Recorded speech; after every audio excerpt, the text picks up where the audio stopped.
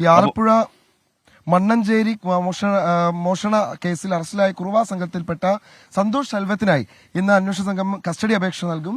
എറണാകുളം കുണ്ടന്നൂരിൽ നിന്നും സന്തോഷിനൊപ്പം കസ്റ്റഡിയിലെടുത്ത മണികണ്ഠനെ പോലീസ് ഇതുവരെ പ്രതി ചേർത്തിട്ടില്ല. എന്നാൽ വടക്കൻ പറവൂരിലെ മോഷണ സംഘത്തെക്കുറിച്ച് പോലീസിന് ഇതുവരെ സൂചന ലഭിച്ചിട്ടുമില്ല. വിഷ്ണു സുരേഷാണ് നമ്മളോടൊപ്പം കൊച്ചിയിൽ നിന്ന് ചേരുന്നത്. Vishnu, good morning.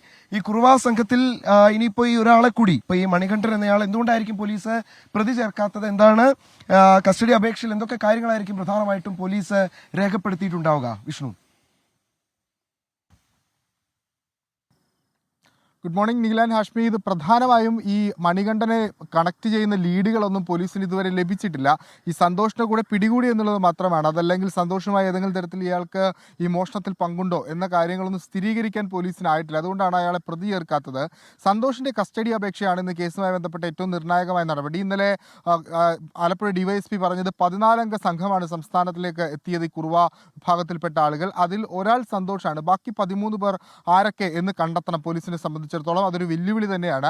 സന്തോഷിൽ നിന്നാണെങ്കിൽ ഇന്നലെ രാവിലെ മുതൽ ചോദ്യം ചെയ്യാൻ ആരംഭിച്ചിട്ട് സന്തോഷ് കാര്യമായി പ്രതികരിക്കുന്നില്ല. അതുകൊണ്ട് ഇയാളെ കസ്റ്റഡിയിൽ വാങ്ങി വിശദമായി ചോദ്യം ചെയ്ത് ഈ ബാക്കി ആളുകളെ കുറിച്ചുള്ള വിവരങ്ങൾ ലഭ്യമാക്കാനുള്ള ശ്രമത്തിലാണ് അന്വേഷണ സംഘം ഉള്ളത്. പ്രത്യേകിച്ച് പുന്നപ്പുറയിൽ നടന്ന മോഷണം ആരാണ് നടത്തിയതെന്ന് ഇപ്പോഴും വ്യക്തമല്ല. മണ്ണഞ്ചേരിയിൽ നടന്ന മോഷണത്തിൽ മാത്രമാണ് സന്തോഷിന് പങ്ക് എന്നാണ് ഇതുവരെയുള്ള നിഗമനം. ഈ പുന്നപ്പുറയിൽ അടക്കം നടത്തിയ അതിൽ പ്രായമായ ആളുകളുണ്ട്. അപ്പോൾ അവരെ ആരൊക്കെയാണ് എന്ന് കണ്ടെത്താനുള്ള ശ്രമത്തിലാണ് അന്വേഷണ സംഘം ഉള്ളത്.